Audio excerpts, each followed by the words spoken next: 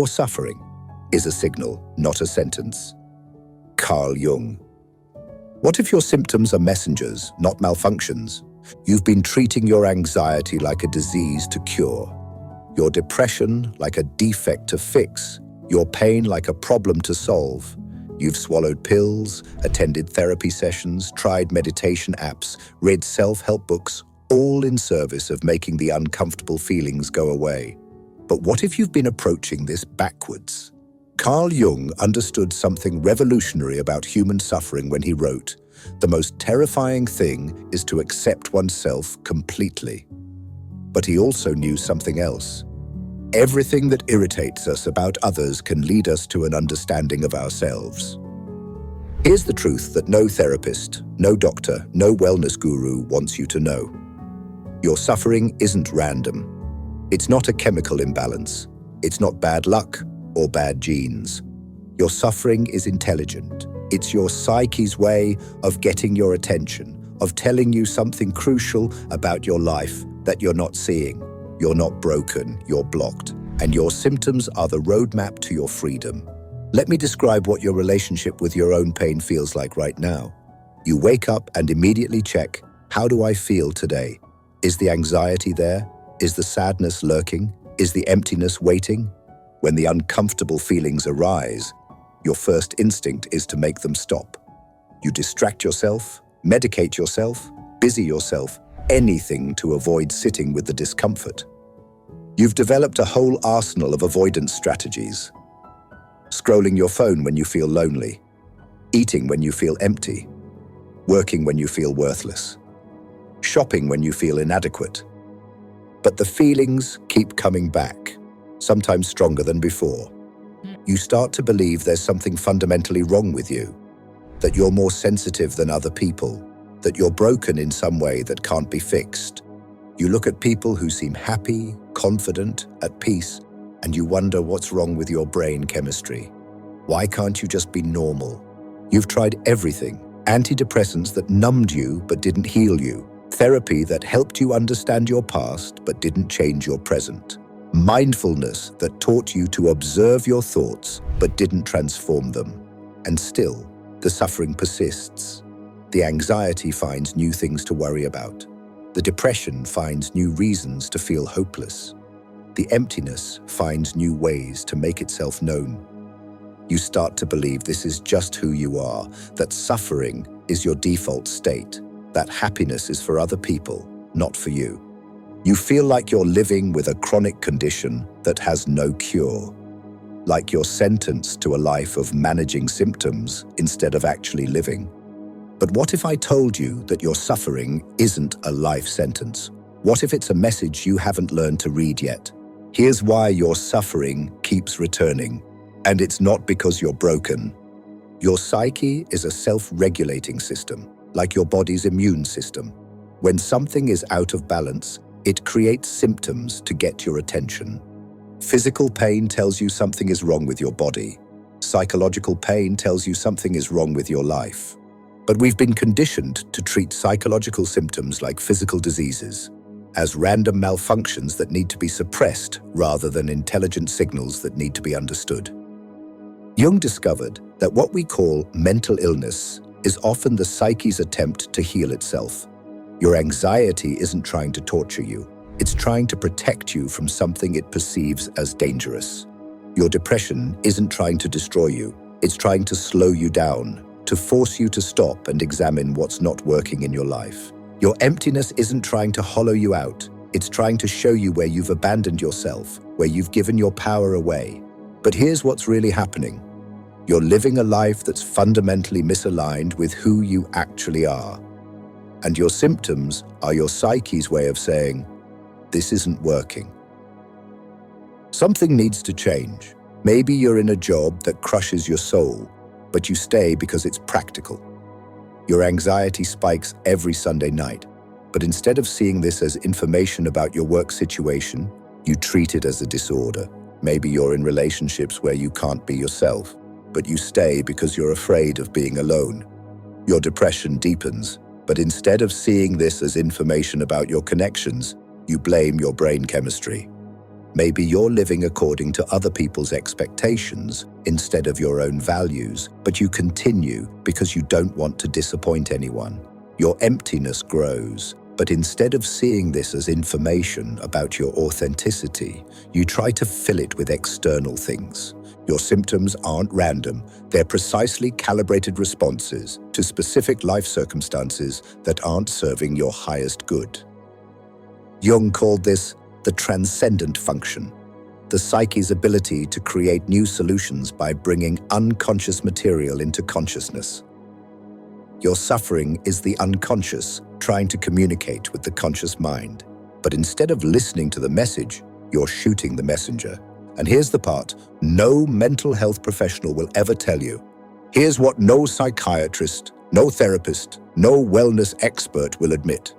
The mental health industry has a vested interest in keeping you sick, not because they're evil, but because they're operating from a medical model that treats symptoms instead of causes. They're trained to diagnose disorders, not decode messages.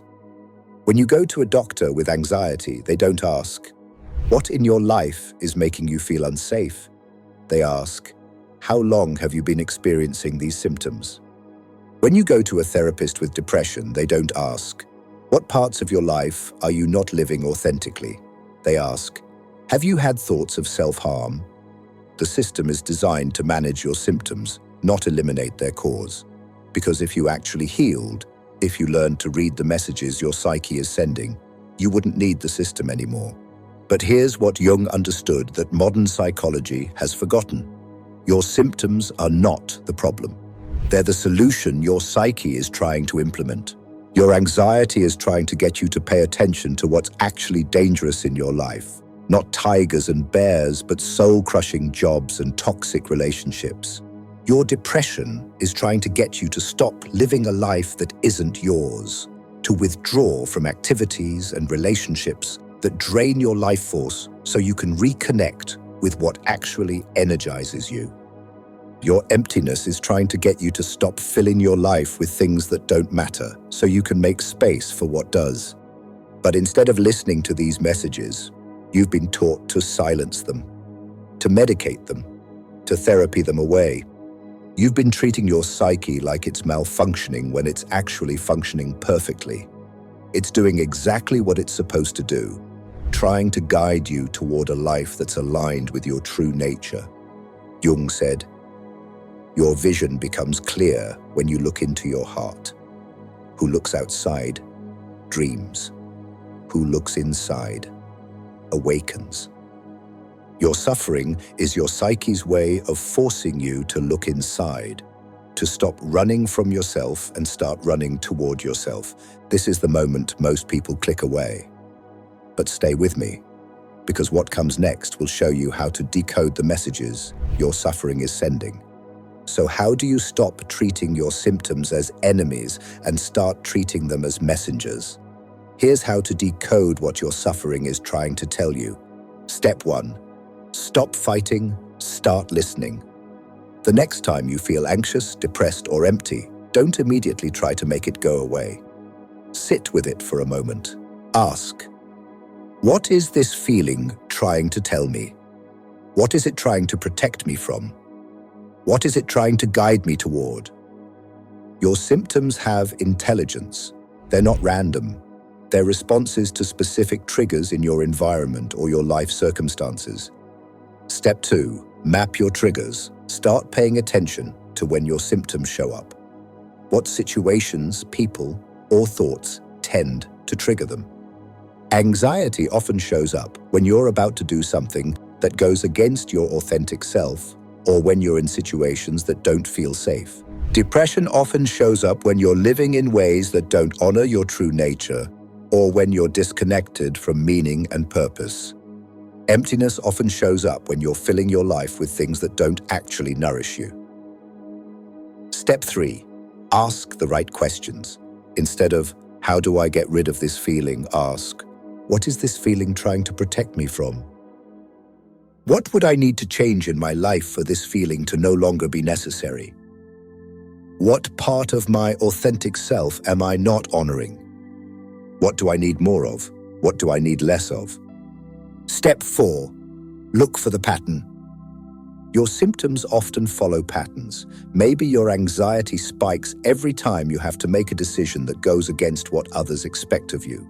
Maybe your depression deepens when you're around certain people or in certain environments. These patterns are information. They're showing you where your life is out of alignment with your true self. Step 5. Honor the message. Once you understand what your symptoms are trying to tell you, honor that message. This might mean leaving situations that consistently trigger your anxiety, saying no to commitments that drain your life force, setting boundaries with people who don't respect your authentic self, making changes that align your external life with your internal truth. Step 6. Dialogue with your symptoms. Jung used a technique called active imagination, where you have conversations with different parts of your psyche. Try talking to your anxiety. What are you trying to protect me from? What do you need me to know? Try talking to your depression. What are you trying to slow me down from? What do you want me to pay attention to? This might sound strange, but your symptoms often have very clear messages when you're willing to listen. Step 7. Make the unconscious conscious. Jung's famous quote applies here.